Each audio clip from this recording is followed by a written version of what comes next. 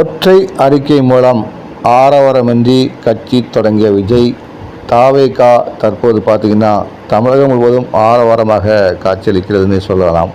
அந்த அளவுக்கு தவேகவோட வளர்ச்சி நாளுக்கு நாள் வளர்ந்துக்கிட்டே இருக்குன்னு சொல்லலாம். முதல் மாநாடாக இருக்கட்டும், இரண்டாவது மாநாடாக இருக்கட்டும், இரண்டு மாநாடுகளும் தமிழகத்தையே திரும்பி பார்க்க வைத்தது அப்படின்னு சொல்கிற அளவுக்கு இருந்தது.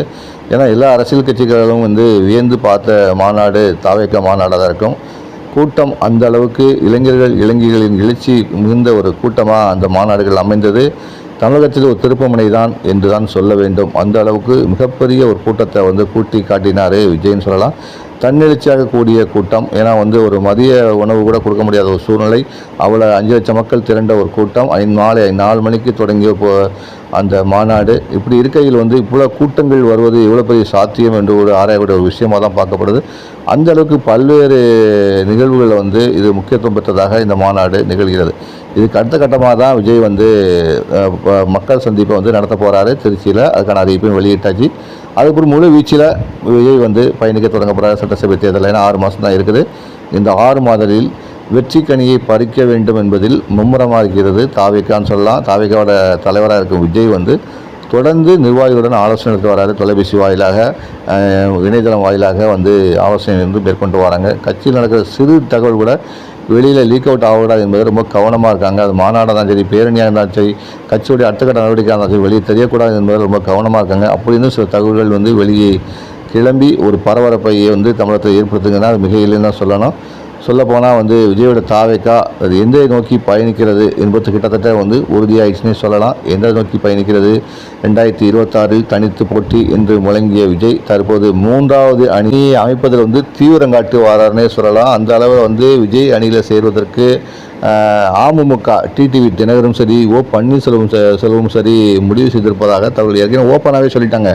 என்ன சொன்னாங்கன்னா, விஜயோட சேர்ந்தால் என்ன தப்பு, அவர் என்ன தீண்டதகாதவரா, நீங்கள் தானே சொன்னீங்க 15% வாக்குகள் இருக்குன்னு சொல்லிங்க, பிறகு அவருடைய சேரக்கூடாதுன்னு சொல்கிறீங்க அப்படிங்கிற மாதிரிலாம் அவர் சொல்லி வர்றாரு. அமமுகவுடைய புதுசாகக்கூடிய டிடிவி தினகரன் விஜய் தலைமையை ஏற்கிறார்கள். விஜய் தலைமை ஏற்றால் என்ன, அவருக்கு வாக்கு வங்கி இருக்கிறது, அவருக்கு பிரமாணம் ரசிகர்கள் கூட இருக்கிற தொண்டர்கள் இருக்கிறார்கள், அவர் தலைமையை ஏற்பது தவறில்லை என்பது போல தான் டிடிவி தினகரன் கத்தரிச்சிருக்காரு. ஓபிஎஸ்சியும் இதே அளவு தான் கத்தரிச்சிருக்காங்க. ஆக ஏற்கனவே தவேக ஒரு முழக்கத்தை முழங்கிட்டு வருகிறது. மக்கள் விரும்பும், மனம் விரும்பும் முதலமைச்சர் வேட்பாளர் விஜய், தவேக தலைமையில் தான் கூட்டணி ஆட்சியில் பங்கு இங்கே தான் கூட்டு வராங்க. அந்த அடிப்படையில் விஜய் தலைமையை ஏற்பதற்கு கிட்டத்தட்ட ஓபிஎஸ்சியும் சரி, டிடிவி தினகரனும் தயாராகிட்டு வராங்க. புதிய தமிழகம் கட்சியுடன் பேச்சுவார்த்தை நடத்தப்பட்டு வருது. சில முஸ்லீம் இயக்கங்களுடன் ஒரு பேச்சுவார்த்தை நடத்தப்பட்டு வருது. ஆக மொத்தத்தில் பார்க்கும்போது விஜய் தலைமையிலான ஒரு கூட்டணி 3வது அணி அமைவது உறுதியாக இருக்குது. விஜய் தலைமையிலான 3வது அணியில் மேலும் சில கட்சிகள் இணையலாம் என்று தகவல் இருக்குது. குறிப்பாக தேமுதிக இணைவதற்கான வாய்ப்பு உண்டா என்று விஜய் பிரபாகரன் கேட்டபோது என்ன சொன்னாங்கன்னா, நாங்கள் கூட்டணி சம்பந்தமான எல்லா முடிவுகளையும், விஜய் கூட சேர்வதற்கான முடிவுகளையும் நாங்கள் கண்டிப்பாக மாநாட்டில் அறிவிப்பு சொல்லியிருக்காங்க. ஒருவேளை திமுக கூட்டணிக்கு போகாமல் விஜய் அணிக்கு தேமுதிக வரும் பட்சத்தில் தவேக, தேமுதிக, ஓபிஎஸ், டிடிவி தினகரன் அணி ஒரு பலமான ஒரு அணியாக களத்தில் இறங்குவதற்கான வாய்ப்புகள் அரசியலில் உண்டு. ஆனால் எந்த அளவுக்கு சாத்தியம் என்பது ஆராயப்பட விஷயமாக இருந்தாலும் விஜய் அமைக்க ஒரு 3வது அணி, அந்த 3வது அணி என்பது மிகப்பெரிய அளவில் ஒரு தாக்கத்தை ஏற்படுத்தும். இது அண்ணாமலையே சொல்லியிருக்கார். பாஜக தலைவராக இருந்த அண்ணாமலையே விஜய் கண்டிப்பாக தேர்தல் தாக்கத்தை ஏற்படுத்த சொல்லியிருக்காங்க.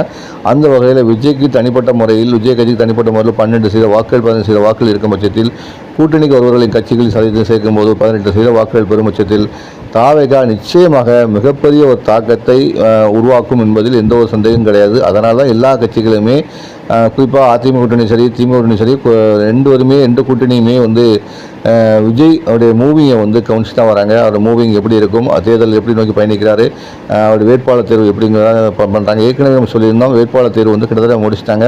எந்தெந்த தொகுதியில் வேட்பாளர் நிப்பாட்டணும் வரைக்கும் அவங்க வேட்பாளர் தேர்வை பண்ணி வச்சுருக்காங்க.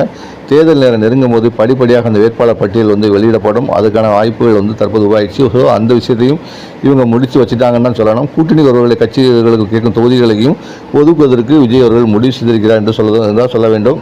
மொத்தத்தில் தவேக அமைக்கும் 3வது அணி தமிழக அரசியலிலிருந்து கரை சேருமா என்பது பொறுத்து தான் பார்க்கணும். இருந்தாலும் தற்போதைய நிலையில் விஜய் அமைக்கும் 3வது அணி நிச்சயமாக மிகப்பெரிய ஒரு தாக்கத்தை ஏற்படுத்தும் என்பதில் எந்த ஒரு ஐயப்பாடும் சந்தேகமும் இல்லை என்று தான் சொல்ல வேண்டும். தொடர்ந்து அரசியல் பேசுவோம். நான் உங்கள் பேனாக்காரன்.